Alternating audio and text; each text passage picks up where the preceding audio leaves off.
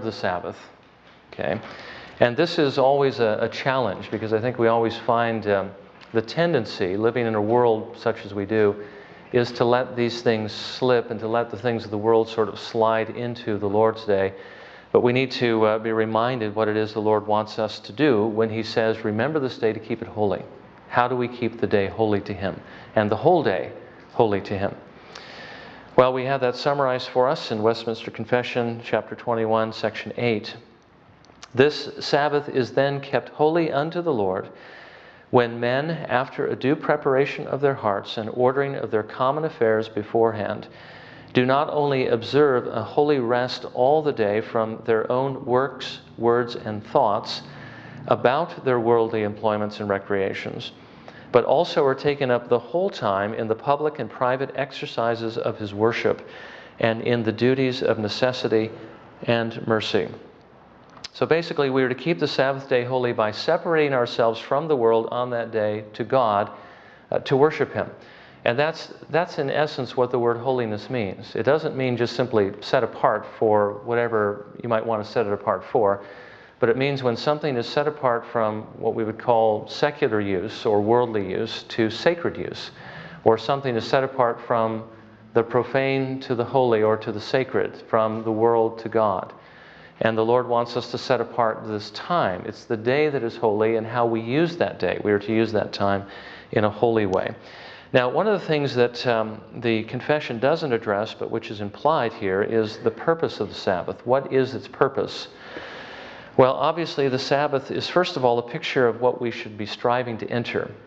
Remember, we saw that last week, but let me just remind you, and by the way, well, let's go ahead and go to that point first.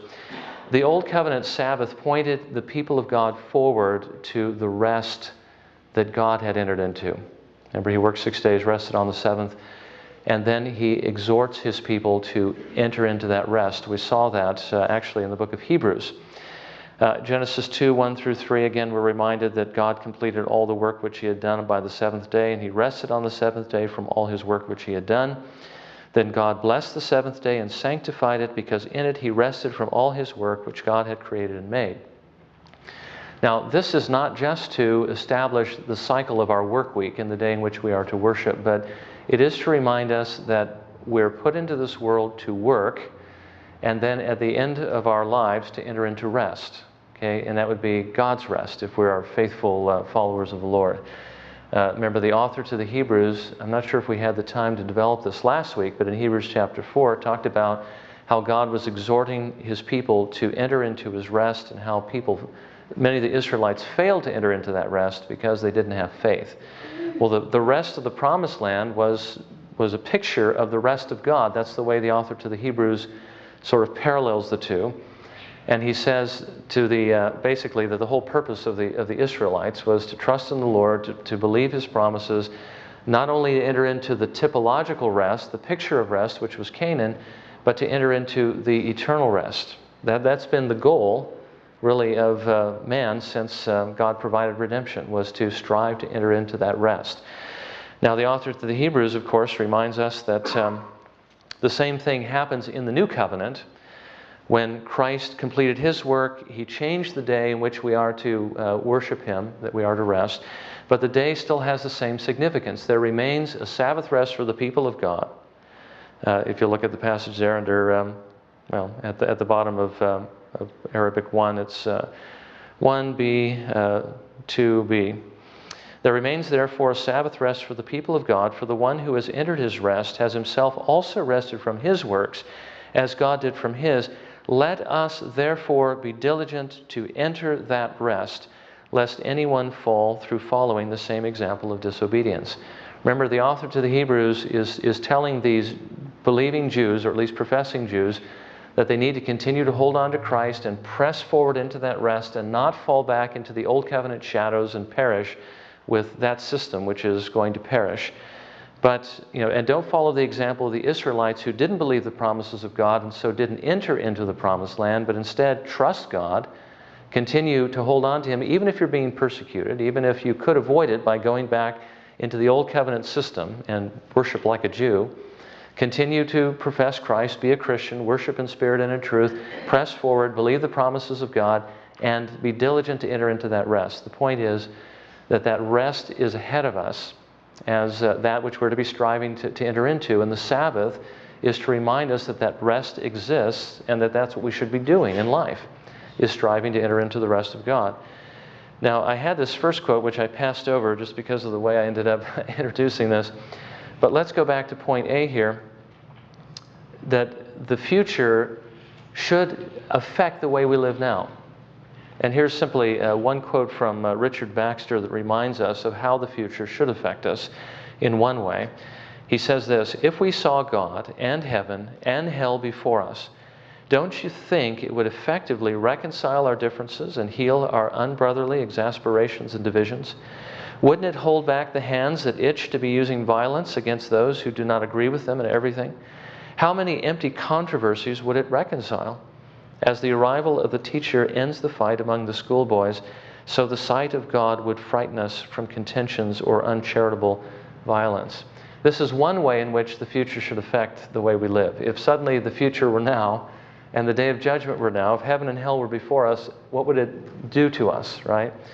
Well, the Sabbath day is heaven pictured for us every Lord's Day to remind us of how we ought to live and what we ought to be and what our lives are all about, to hopefully bring us back to reality. We get so engrossed in the things of the world during the week, it's easy to forget what life is all about. And the Sabbath is there to remind us what life is all about. Okay, so the Sabbath reminds us that there is something we should be striving to become, something we should be striving to enter. Okay, that is heaven. And of course, if we are to enter into heaven, it also reminds us of what we are to be striving to become, which is holy, because only the holy shall enter there. Now remember that eternal life, the life which Jesus comes to bring us, is not just a duration of life, not just eternal, it goes on forever. It's not just a quality of life, that it's blessed. It's a wonderful place to be. A world that's full of love and completely unlike hell, which is full of torment and pain. It's full of blessedness, happiness, joy, peace, and everything that would make us happy. But it's also a state of life, which is holiness. Okay? Only the holy enter in there. Now remember that God tells us in His Word what it is He has in store for us, what it is we are to become. And we are, of course, to become like Jesus. As we read here in Romans chapter 8:29, "For those whom He foreknew, He also predestined to become conformed to the image of His Son, so that He would be the firstborn among many brethren." Now we know that is not going to happen until we reach heaven. But the process has begun now. And we are to be becoming what it is we will be once we reach that day. So the idea, the way that Jonathan Edwards put it is that it is true that we won't be perfect till we get to heaven, but while we're on earth, the Lord is working in our hearts to prepare us for heaven or to make us fit for heaven. He begins that work of cleaning up our lives even now so that we're becoming more and more like Jesus Christ. The reason being, of course, is that if He doesn't do that work within us, if He doesn't change us at all, we really won't have any interest in heaven. But the more we're changed into the image of Christ, the more we desire it, the more we strive after it, and so forth. So the Sabbath for us then becomes a picture not merely of what we'll be doing in heaven, but it reminds us of what we will be in heaven. In heaven, the Bible says that we will be spiritual. We'll have spiritual bodies, which doesn't necessarily mean, it's a little bit difficult to tell from the Bible exactly what we are going to be like in heaven. It does say that our bodies will be raised, they'll be transformed into the likeness of His body. And the question is whether or not when Jesus appeared on earth after His resurrection, if that was the body He was going to have, or when it was glorified, if something else took place. We do know it's still His body, it's still a human body, it's still a human nature, it has been transformed, it has been changed. But whether it becomes some sort of a spiritual, in the sense that it's no longer material, is questionable. I think the term spiritual may refer to the fact that it will be one that has no more sin, but is perfectly filled with the Holy Spirit the way that God originally intended us to be. And of course it will be glorified, which means it will have some kind of visible glory, as we see in the Lord Jesus Christ, who has great glory. He shines, his face is like the sun shining in its strength. We'll have some kind of glory, some kind of glow perhaps, that represents that. But the bodies will still be our bodies, but they will be spiritual bodies, which means they'll be filled perfectly with the Holy Spirit, which means they'll be perfectly sanctified, and we will be like Jesus Christ. Okay, so that's what we're going to be in heaven. So while we're on earth, the Sabbath, reminding us that one day we're going to be with the Lord in heaven and we're going to be holy, reminds us that we should be striving after that now as we are preparing for heaven. 1 Peter 1, verses 14 through 16, as obedient children, do not be conformed to the former lusts which were yours in your ignorance, but like the Holy One who called you, be holy yourselves also in all your behavior, because it is written, you shall be holy, for I am holy. I was thinking about, remember how love is the fulfillment of the commandments. If we love holiness, then we will do the things that the commandments call us to do. The greatest commandment is to love God and to love our neighbor. The first 4 commandments tell us how to love God. The next 6 remind us how to love our neighbor. Well, how does the Sabbath, we see how love can fulfill the Sabbath. If we love God, we'll love to spend this day with Him. But when you consider from this standpoint what the day is to remind us of, it's to remind us to become holy, because in heaven we're going to be perfectly holy. If we remember what holiness is really all about, what is holiness? Holiness is being perfect, right? Perfectly righteous. But to be perfectly righteous means to keep the commandments. But to keep the commandments means that I'm loving God and loving my neighbor. Okay? So this day reminds us that we are to be filled, or to become a perfect flame of love, as it were, toward God and toward our neighbor. We are to become holy, which means we'll love God the way we should, we'll love our neighbors the way we should. So this is one of the ways in which love is the fulfillment of this commandment.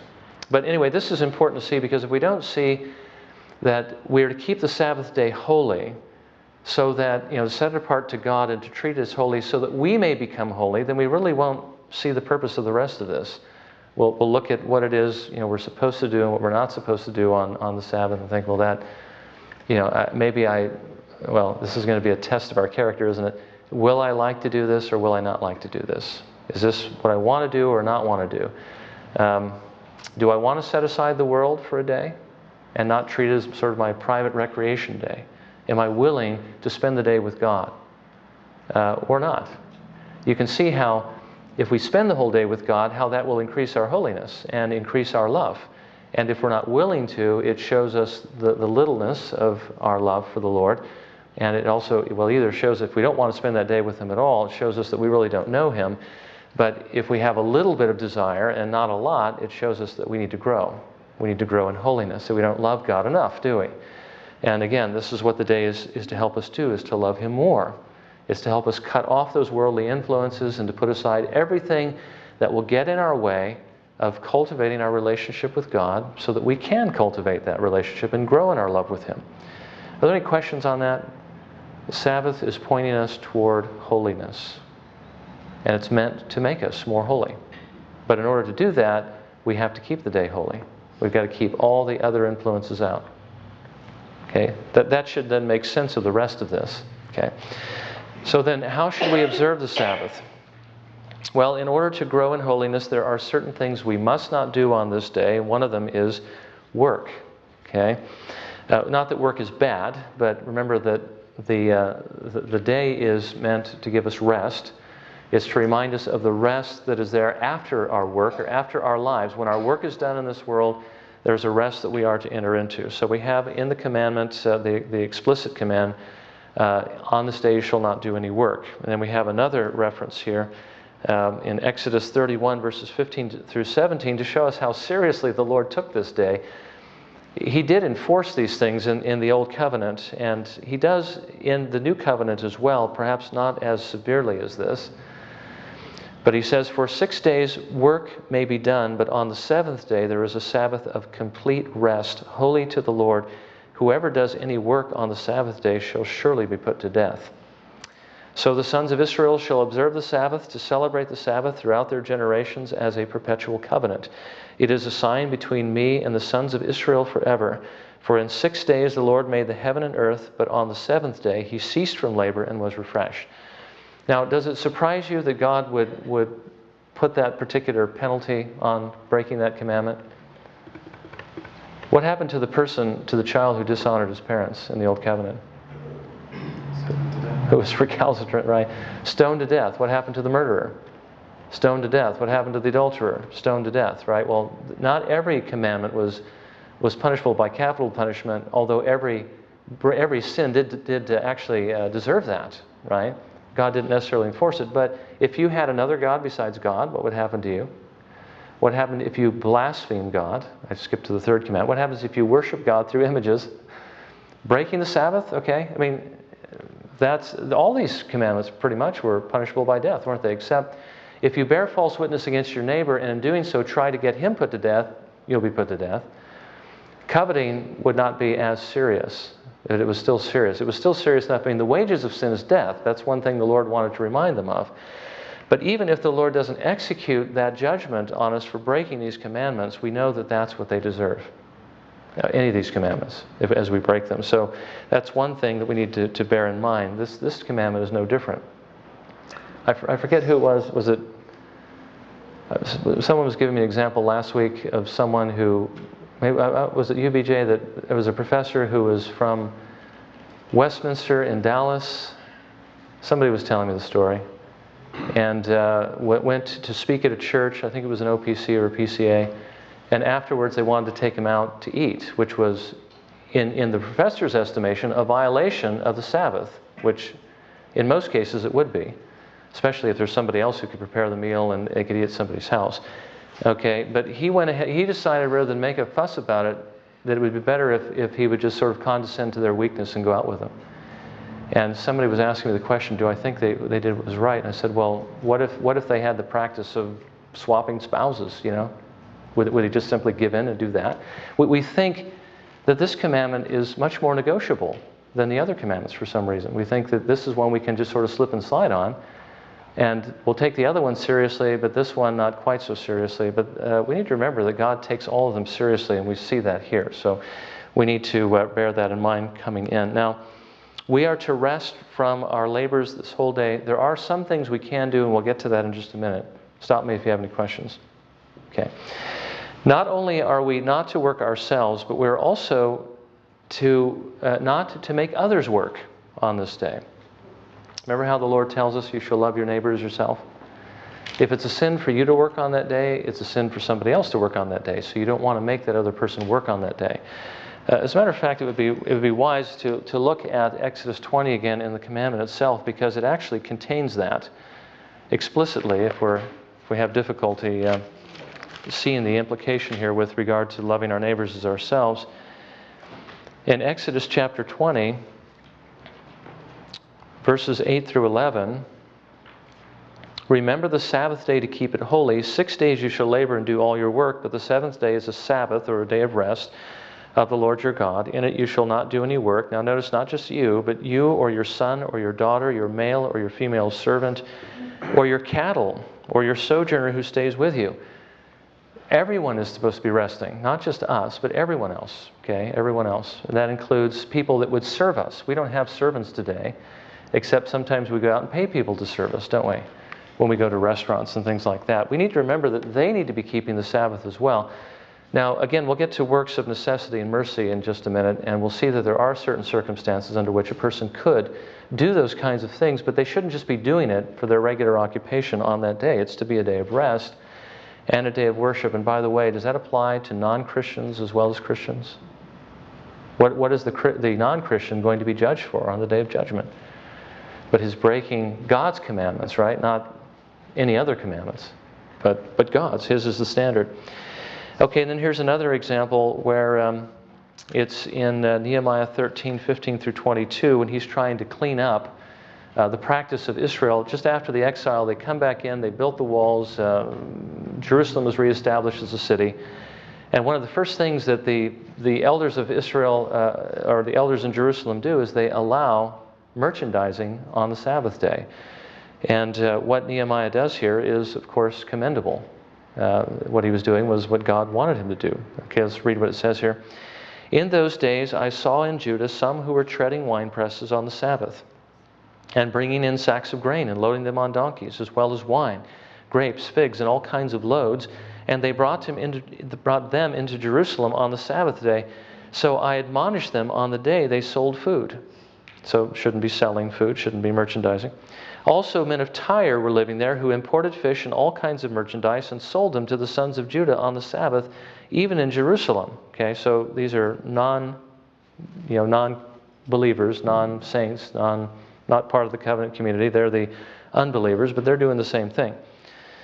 Then I reprimanded the nobles of Judah and said to them, "What is this evil thing you are doing by profaning the Sabbath day? Did not your fathers do the same, so that our God brought on us and on this city all this trouble? Yet you are adding to the wrath on Israel by profaning the Sabbath." It came about that just as it grew dark at the gates of Jerusalem before the Sabbath, I commanded that the doors should be shut, and that they should not open them until after the Sabbath. Then I stationed some of my servants at the gates so that no load would enter on the Sabbath day. Once or twice the traders and merchants of every kind of merchandise spent the night outside Jerusalem. Then I warned them and said to them, "Why do you spend the night in front of the wall? If you do so again, I will use force against you." From that time on, they did not come on the Sabbath. And I commanded the Levites that they should purify themselves and come as gatekeepers to sanctify the Sabbath day. For this also remember me, O my God, and have compassion on me, according to the greatness of your loving kindness. So you see, this was something that was enforced not only on Israel, but also on others. Okay, no selling, no merchandising, no work, no load bearing. There needs to be rest. Not only rest for Israel, but also those outside need to stay away as well. What they're doing is sin, not only in making it the Israelites, or at least tempting them to buy merchandise, but also they need to be resting themselves. Of course, they need also to repent and trust in the Lord and turn to Him. All right, so what else must we not do? Well, not only are we not to work and make others work, but we are not to engage, the confession reminds us, in worldly recreations. We're going to see the passage that really nails that one down a little bit further on, but let's just take it right now from the standpoint of rest. The day is a day of rest, right? Now, if we're going to rest, competitive sports are not very restful, are they? They're actually quite exhausting. So competitive sports would defeat the idea of rest. Recreations that are tied to the world would defeat the purpose of separation and heavenly mindedness, which means that getting engrossed in games that are basically, not necessarily immoral games, those are wrong all the time, but even games that are okay on the other 6 days, we're not to do on this day because this is holy time. And the idea is we're supposed to be separating ourselves from these other things to God to worship Him, to become more holy ourselves. So if we engross ourselves in these other kinds of games, we're again defeating the purpose. Now, one thing the Puritans believed was appropriate were recreative. That's really what the word recreation means. Recreative activities that would actually refresh us, that would actually rest us, that would actually strengthen us and so forth. One of the things that they might do would be to take a walk in the forest, get outdoors, look at the beauty, look at the glory of God. Think about those things, meditate on those things, and refresh yourself, as you go out there. But not to engage in things that draw your minds back into the world or that wear your bodies out. Okay?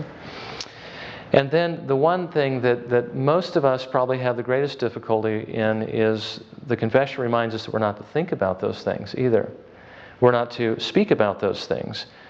We're not supposed to want to do those things on the Lord's Day. In other words, I can't wait till the Lord's Day is over so I can get back to my fun or back to my sport or back to whatever it is I like to do.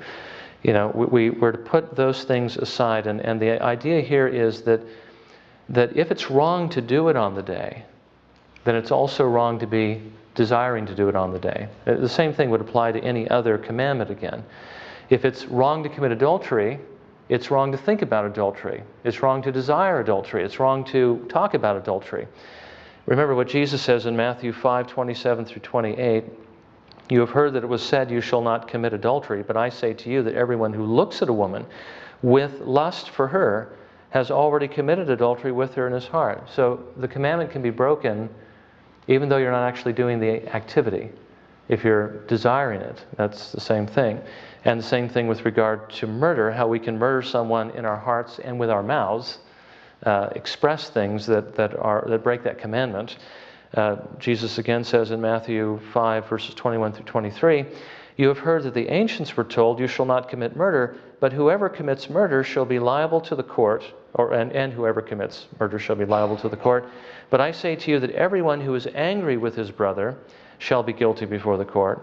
And whoever says to his brother, 'You good for nothing,' shall be guilty before the Supreme Court.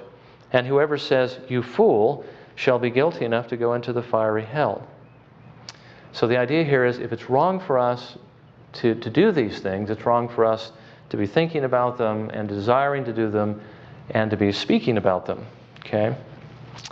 Now maybe we should get the whole picture out before we flag any questions, because I'm sure this could raise some questions. Now, these are the things then the confession is reminding us we are not to do on this day in order to separate ourselves from the world, separate ourselves to the Lord in order to become more holy. Again, the idea of separation.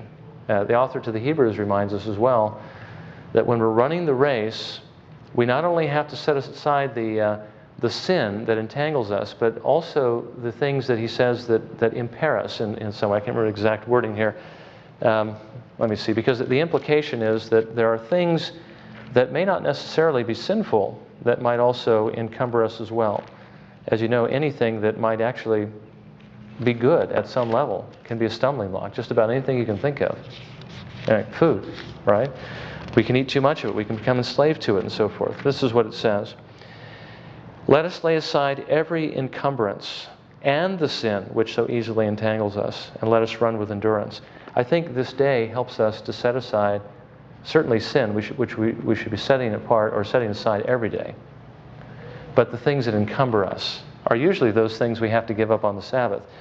And the fact that we have difficulty with it shows us how much those things really have a hold of our hearts, if it's that hard to give them up for a day to worship the Lord. So the Sabbath is, as I've said, a spiritual barometer, maybe a thermometer, shows us our spiritual condition. Now, what are the things that we are to do?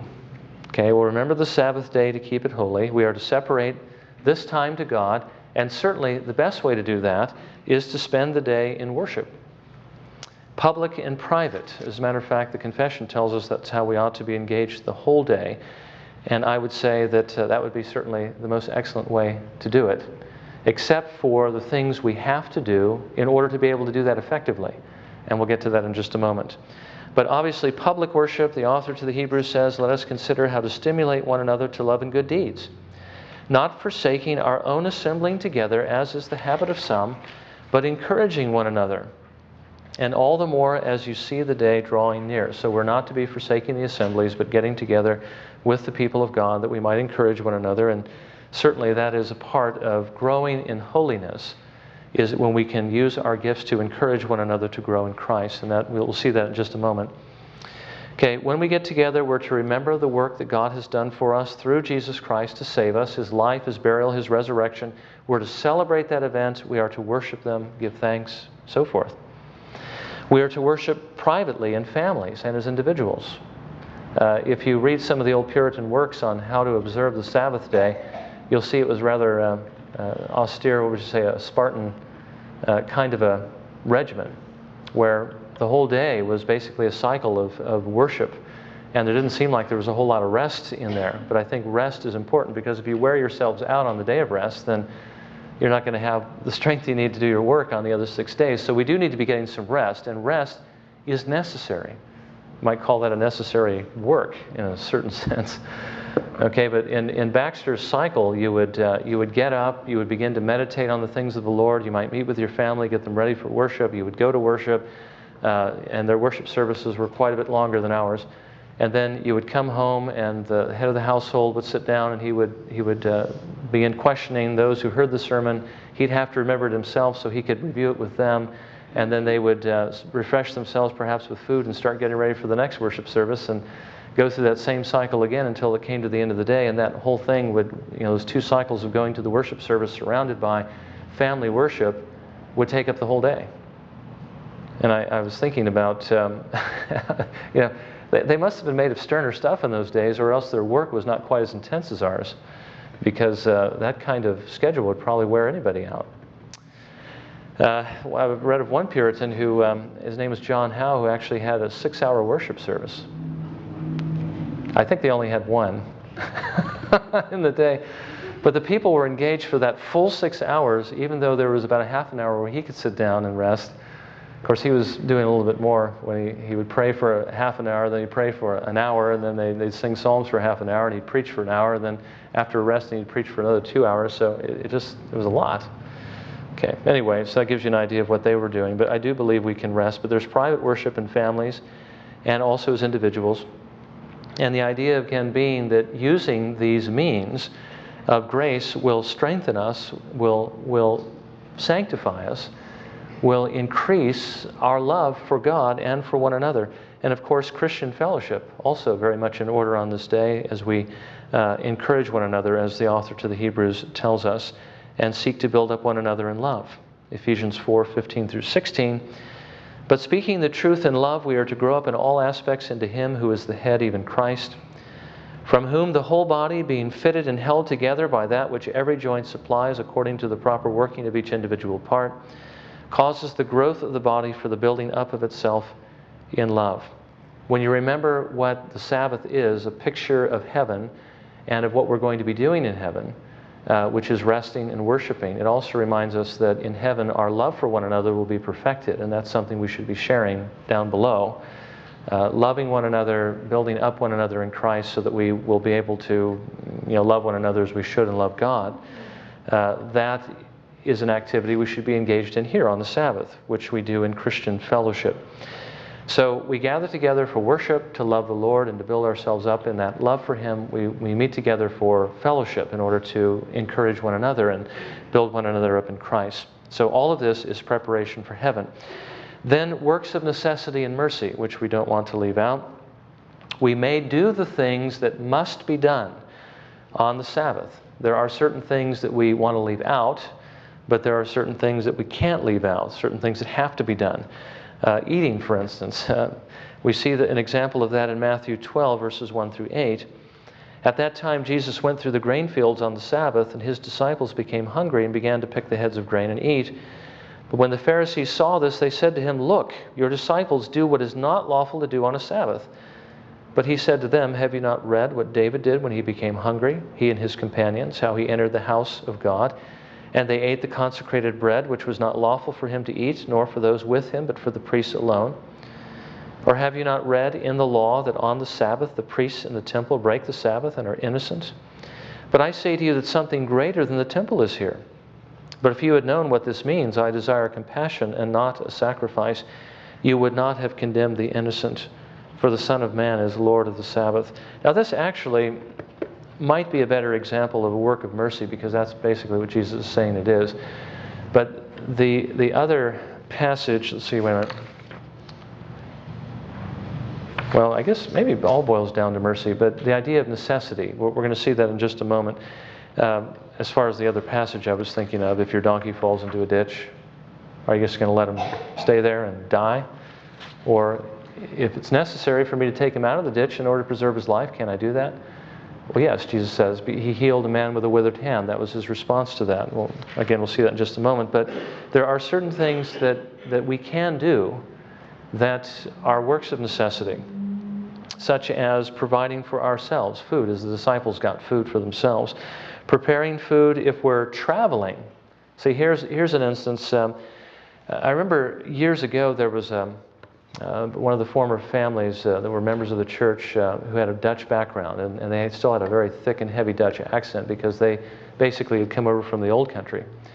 And they said that in Holland, on the Sabbath, on the Lord's Day, there were inns, because of people traveling. And on those days, the inns, well, they also had a restaurant that was connected to it. The inns, I should say the restaurant in the inn shut down to outside business, and they prepared food for the people in the inn, and they served them and didn't charge them for it. That was interesting, wasn't it? But they believed that they could work and prepare that food to provide for the people who were in their inn. They were in their inn because they were traveling and they had to stay somewhere. So they were staying in the inn, but they didn't have the people who usually worked in the inn working except to do things that had to be done. And the restaurant was not open to the people who might want to come, who lived in that area, who could fix their own food. They couldn't come in. The doors were shut, but open only to the people in the inn, which I thought was a great way to take seriously the Lord's Day, but also that Christianity would have such an impact on their culture in those days. It's not that way today, I'm sure, but it was back in those days. So preparing food for ourselves, preparing food for others. If we have people that are visiting us on the Lord's Day, there have been times when we didn't have the full refreshments that we have now, which could provide lunch. And if we hear that somebody's going to go out to eat at a restaurant, our first reaction should be, and it has been in the past, why don't you come over to our house, and we'll give you lunch. Don't go out. Just come on over here. And you don't necessarily. I mean, if the Lord gives you the opportunity, you can perhaps let them know that that would be more honoring to the Lord. But certainly, it is, and so you try to keep them from that. Now, if they're traveling, perhaps they have the right to do that anyway, and the people who would be serving them, it wouldn't be wrong for them to serve them. But still, I think it'd be best if we could have them over, and that's one of the things we should try to do if we can. Of course, we have to clean ourselves, we have to clothe ourselves, we have to travel to church. Real quickly, there are other necessary things that need to be done that can't be done on other days. I mean, all the doctors and nurses can't just take the day off and leave all their patients in the hospital with all their IVs and so forth. They have to be cared for. There have to be firemen. There have to be policemen on duty. So those are certainly things that can be done. We actually had a fireman in the congregation one time, and he was, his schedule was such that his days rotated. So you'd work so many days just straight. You'd be there the whole time, 24 hours, and then you would get a block of time off. I think he was 3 days on, 4 days off, and they rotated the days so it didn't keep falling on the same days of the week. So in a case like that, even though he had a work of necessity where it would be okay for him to be on duty as a fireman, he didn't have to have every day, every Lord's Day, working. See, that would be a problem too, wouldn't it? Even if it's a necessary work, you don't want to work every Lord's Day because then you can't come and worship. So if you're in a situation like that, if you have to work on those days, it's best to have a rotating schedule so that you're not always working on that day. If you could have a majority of the Lord's days off, or actually all of them off, that would even be better. Okay, and of course those that work in utility stations to keep those things going, because if the power went down, there would be a great destruction of property and so forth. Those things have to be kept running, on that day. So that kind of work would be permissible. And there are other things that might be done or that have to be done on that day. I remember John Gerstner giving the example when he was a seminary student. He was working for a foundry. He was working in the office. He was, I think, doing bookkeeping for them.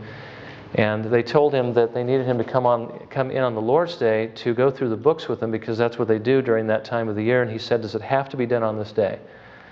And they said, well, if you want your job, it has to be done on this day. But he goes, I suppose we could do it on another day, but this is the day we've always done it. He says, well, unless you can show me it has to be done on that day, I can't do it. And he says, well, then we'll fire you. He says, well, fire me then. That's the way it's going to be. But they said, well, because you're a seminary student and because we know this is, very important to you, we're going to let you do this on another day. So that's something that could be done on another day. He did tell them, though, this. He says, if I was working on the furnaces, I know those furnaces have to be kept burning all the time. If they go out, you can't do your steel work because it takes too long. It takes several days for the furnaces to heat up, and you can't just turn them off one day and turn them on the next day.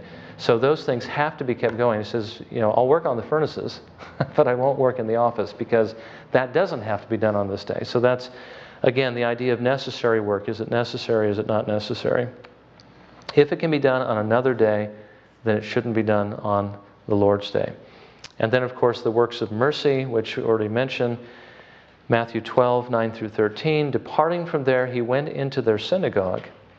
And a man was there whose hand was withered. And they questioned Jesus, asking, is it lawful to heal on the Sabbath? So they might accuse him. And he said to them, what man is there among you who has a sheep, and if it falls into a pit on the Sabbath, will not take hold of it and lift it out? How much more valuable then is a man than a sheep? So then it is lawful to do good on the Sabbath. Then he said to the man, stretch out your hand. He stretched it out and was restored to normal like the other. So We may do works of necessity. We may do works of mercy. We can help others. If you see somebody stranded somewhere on the side of the road, if you're so inclined to help, and if it looks safe, sometimes it's not. By the way, you realize that if you've done much traveling, you may find a lot of people on the side of the road, and if you help all of them, you might not be able to do what it is you need to do, and you just need to balance that with what you need to do and the fact that there are highway patrolmen out there that can help them as well. But the idea is that you can do good, you can help others, and certainly you can evangelize, you can share the gospel with others. We talked about rest. We may do recreative activity, but we are not to be idle. That's something else that we need to be careful not to do. It's one thing to rest, it's another thing to be idle. Idle is where you really don't need the rest, but you're not doing anything anyway, and you're just wasting the time.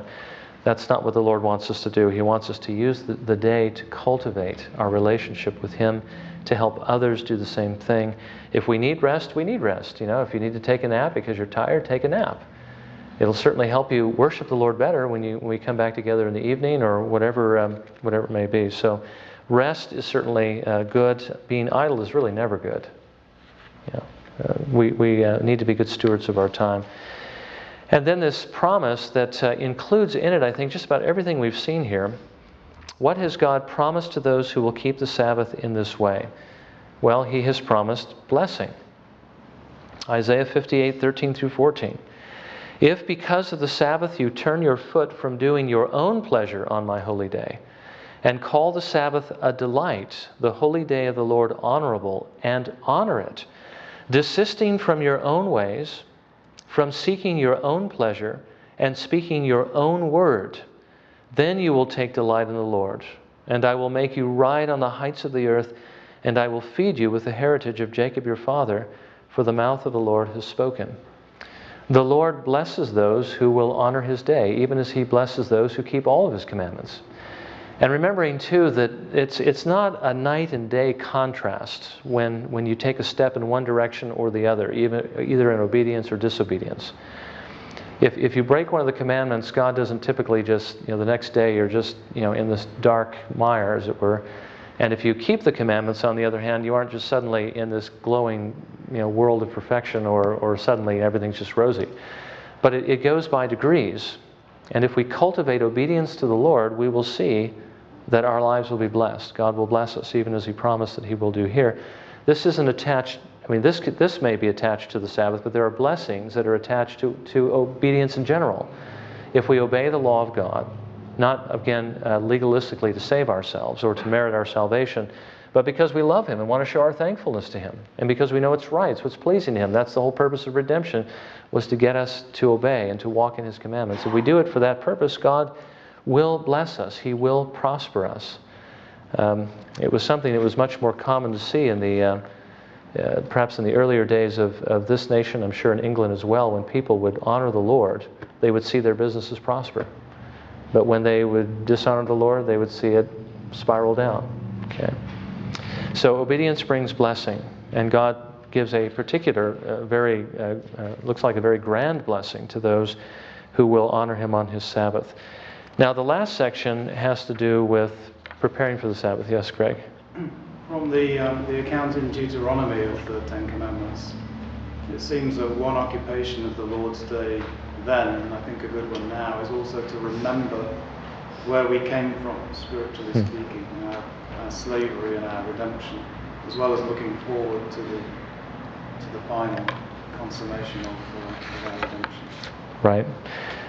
Did everybody hear what Greg said? That on the Lord's Day we should remember what the Lord has taken us out of, especially in the context of the Deuteronomy passage. You remember that you were slaves in Egypt and God brought you out by a mighty hand and outstretched arm. So we remember our redemption that Christ has brought about and worship Him. Now, what should we do to prepare for the Sabbath? Well, obviously make sure that our work is completed. We should try to do those things that will help relieve the work of the day if we can. Sometimes that's not possible. Maybe sometimes it is.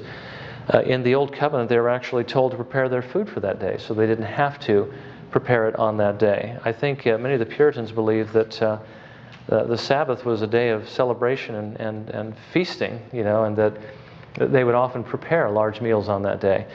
In the Old Covenant, that the Lord told them basically to prepare, at least in this situation, where they were eating the manna still. Might as well just go ahead and read this. It's in Exodus 16:23 through 30. Then he said to them, "This is what the Lord meant. Tomorrow is a Sabbath observance, a holy Sabbath to the Lord. Bake what you will bake and boil what you will boil, and all that is left over put aside to be kept until morning." So they put it aside until morning, as Moses had ordered, and it did not become foul, nor was there any worm in it. Moses said, "Eat it today, for today is a Sabbath to the Lord. Today you will not find it in the field. 6 days you shall gather it, but on the seventh day, the Sabbath, there will be none." It came about on the seventh day that some of the people went out to gather, but they found none. Okay. Then the Lord said to Moses, "How long do you refuse to keep my commandments and my instructions? See, the Lord has given you the Sabbath. Therefore he gives you bread for 2 days on the 6th day. Remain every man in his place. Let no man go out of his place on the 7th day." So the people rested on the 7th day. If they had found it out there and picked it up, they'd have been in trouble. The Lord mercifully kept it back, but he gave them twice as much on the 6th day, so they wouldn't have to go out on the 7th to gather it. But we've seen from the example that Christ gave of his disciples, sometimes it is necessary. They were traveling. They're always basically traveling. And they needed to get food for themselves on that day if they didn't have someone provide it for them. So whatever we can do to get ready would be advisable. And certainly we want to spend time preparing our hearts. Have you ever heard of the poem by Robert Burns called The Cotter's Saturday Night? It's I think about a 14-page poem. Actually, I have a copy of it here. It's not the easiest reading. It has a lot of idioms that are, I believe, Scottish in origin. But it tells us something about what the Scottish Presbyterians did, anyway, to prepare for the Lord's Day on Saturday night. They didn't just work all the way to the very end and engross themselves in the world and then suddenly go to sleep and wake up and now it's sacred time. But they actually spent time preparing themselves the evening before. I thought I would try to read, anyway, a few of the stanzas here to give you an idea of what went on in the household after the supper was over in the evening. And there are a couple of strange terms in here. Thankfully, it comes with a glossary of terms. Okay, but let me just read a few of these stanzas. "The cheerful supper done, with serious face, they round the ingle form a circle wide. The sire turns o'er with patriarchal grace the big Ha Bible," which is the hall Bible, I guess, that was kept in the large room where they would meet together for worship. "Once his father's pride. His bonnet reverently is laid aside. His leert, I'm trying to pronounce this, leert haffets," which would be the gray areas around his temple, "wearing thin and bare. Those strains that once did sweet in Zion glide, he wails a portion with judicious care. And let us worship God, he says, with solemn air. They chant their artless notes in simple guise. They tune their hearts, by far the noblest aim. Perhaps Dundee's wild warbling measures rise, or plaintive martyrs worthy of the name, or noble Elgin beats the heavenward flame. The sweetest far of Scotia's holy lays." Those are names of tunes, by the way. And they were singing probably exclusive psalms. "Compared with these, Italian trills are tame. The tickled ears no heartfelt raptures raise. Nay, unison hey they with their Creator's praise." I think that hey is probably a have. "No unison, nay unison have they with our Creator's praise." That is the trills of Italian trills. I think it's talking about the Roman Church. "The priest-like father reads the sacred page, how Abram was the friend of God on high, or Moses bade eternal welfare wage with Amalek's ungracious progeny, or how the royal bard did groaning lie beneath the stroke of heaven's avenging ire," perhaps David there, "or Job's pathetic plaint and wailing cry, or rapt Isaiah's wild seraphic fire, or other holy seers that tune the sacred lyre. Perhaps the Christian volume is the theme, how guiltless blood for guilty man was shed, how he who bore in heaven the second name had not on earth whereon to lay his head, how his first followers and servants sped, the precepts sage they wrote to many a land, how he who lone in Patmos banished saw in the sun a mighty angel stand, and heard great Babylon's doom pronounced by heaven's command. Then kneeling down to heaven's eternal King, the saint, the father, and the husband praise, Hope springs exulting on triumphant wing, that thus they all shall meet in future days, there ever bask in uncreated rays, no more to sigh or shed the bitter tear, together hymning their Creator's praise, in such society yet still more dear, while circling time moves round in an eternal sphere. Compared with this, how poor religion's pride and all the pomp of method and of art, when men display to congregations wide devotion's every grace except the heart. The power in sense the pageant will desert, the pompous strain the sacerdotal stole, but haply in some cottage far apart may hear well pleased the language of the soul, and in his book of life the inmates poor enroll. Anyway, that gives us a little idea as to what the cotters, maybe, I'm not sure if cotter is the name of the family or if that just refers to cottagers or It's cottage dwellers. Cottage dwellers. People who had true religion were doing on the evening before the Lord's Day, preparing their hearts for that day. Now, one thing I just want to leave us with is that we should remember not to look at the Sabbath day as a day of don'ts. You know, don't do this, don't do that, and so forth. It's basically a day in which the Lord has commanded us to set aside the things that usually distract us anyway, to be able to do on this day the thing that we should in our hearts desire the most, which is to spend the day with Him. So actually, we don't have to justify in our minds taking this time off to do something like this. God commands us, and that settles the question. So we set that aside, and we know that we can and feel comfortable about that, okay? So that we can spend this day with Him. And one thing also to remind ourselves of is if we have trouble with that, as far as if I can do this, but still there's other things I'd rather be doing, if we're troubled by that, if we have a difficult time doing it, if we're not enjoying it here, then what does that say about what it's going to be like in heaven? You know, if this is a picture of heaven, and we're doing the things here that we'd be doing in heaven, and we don't like it, well then are we really going to like heaven? And are we really thinking about heaven as heaven really is, which is a place of holiness? Those worldly recreations aren't going to come into your mind in heaven. And obviously the work is not going to be in your mind in heaven. Those things, you wouldn't miss it all there, but if you have a hard time letting go of them here, now realize that we're all going to struggle to some degree with that, but if it's weighted heavily on the other side, and we really have a difficult time doing that, then that shows us there's something wrong going on in our hearts.